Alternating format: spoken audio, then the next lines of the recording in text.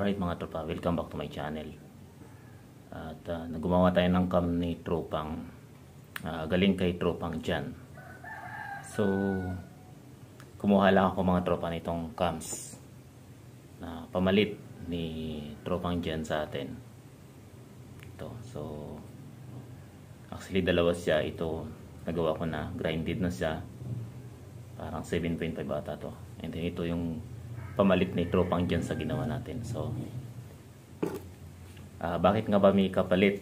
So ibig sabihin mga tropa, gumagawa ako ng stock cam, papalitan lang ni tropang client mga tropa, you know. So hindi siya ganoon pa kaupod sa itaas kamukha nung yung iba masyado nang sira, so hindi na talaga po pwede yun. So ito may kunting galos lang na halos hindi mo naman siya masalat. So fair goods pa ito. Actually kahit nasasalat mo na siya, pwede pa yun.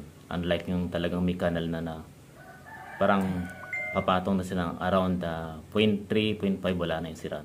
So naisip ko na mag-upload ulit. Actually marami pa akong video. Yung video ng motor ni tropang Jonas, yung kanyang PTC na 175. Anyway, ito nga pala mga tropa yung feedback ng cams, no?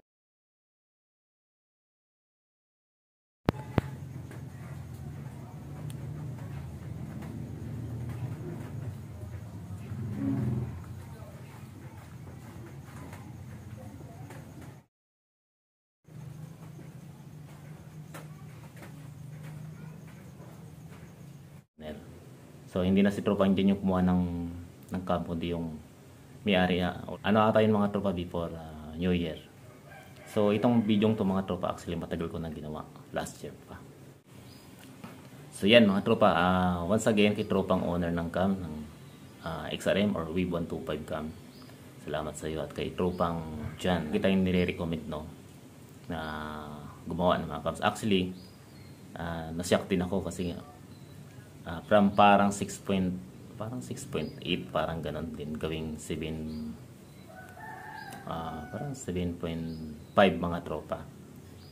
So natuwa ako sa resulta mga tropa, although hindi na ipakita ni tropang Jan sa akin yung video or yung actual na unit. Nakaraan may nag-inquire sa atin Viga naman ata, Viga or Krypton mga tropa.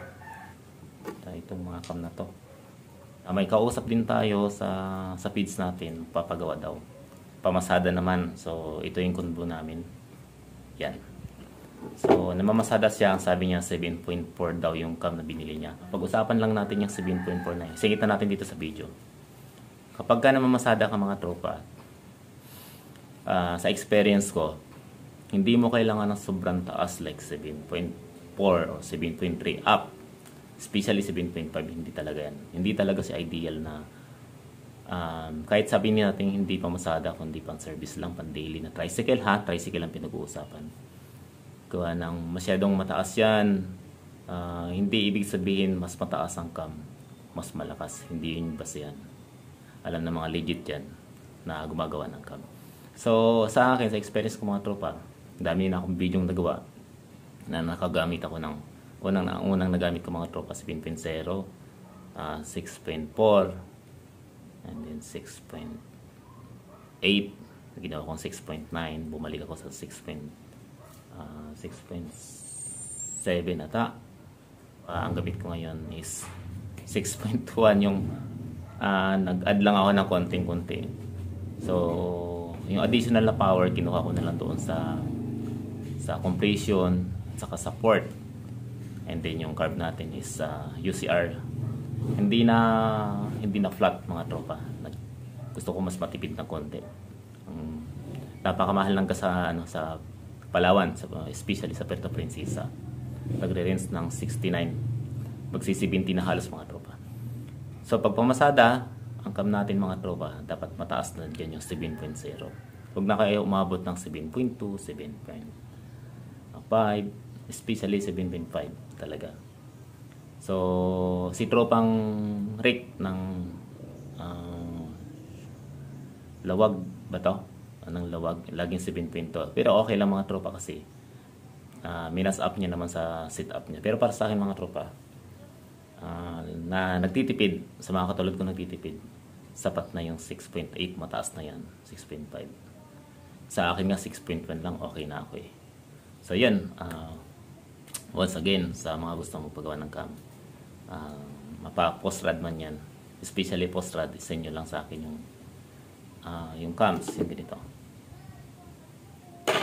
So,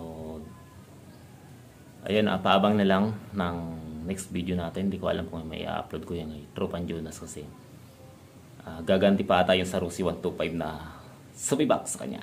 So, once again, salamat mga tropa.